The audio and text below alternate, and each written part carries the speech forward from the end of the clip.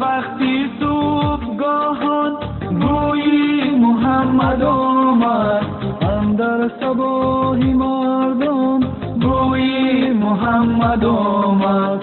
رفتم به سوی بستان، گلها شکفته دیدم، از جانب گلستان بوی محمد آمد.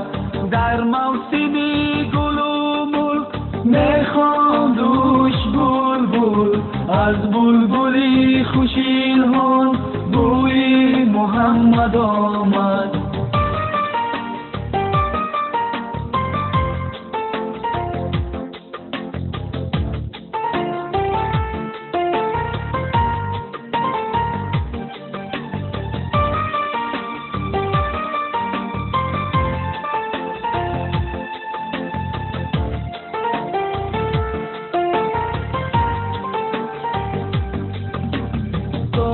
بخوان یاسین آنگاه بگو آمین، از سورای قرآن بوی محمد آمد.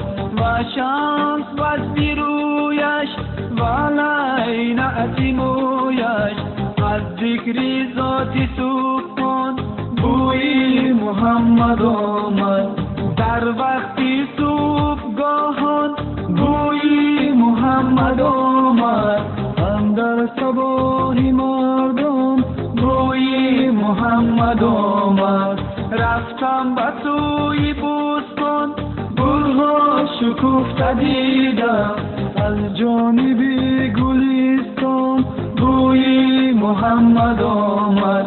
در موسم گل و مل میخواندوش بلبل، از بلبلی خوش الحان بوی محمد آمد.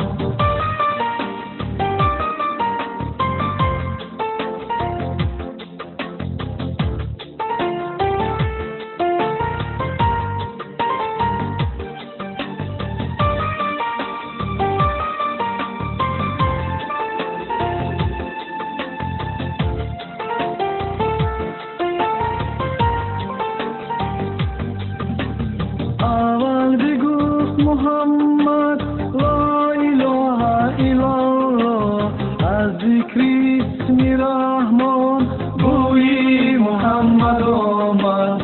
طوفانی کرد بالا را گردی حسین امان، از ناله امامان بوی محمد آمد. در وقتی صبحگاهان بوی محمد آمد، اندر صباحی مردم بوی محمد آمد. رفتم به سوی بستان، گلها شکفته دیدم، از جانب گلستان بوی محمد آمد. در موسم گل و مل میخواندوش بلبل، از بلبلی خوش الحان بوی محمد آمد. در وقتی صبحگاهان بوی محمد آمد، اندر صباحی مردم بوی محمد آمد. رفتم به سوی بستان، گلها شکفته دیدم، از جانب گلستان بوی محمد آمد. در موسم گل و مل میخواندوش بلبل، از بلبلی خوش الحان بوی محمد آمد.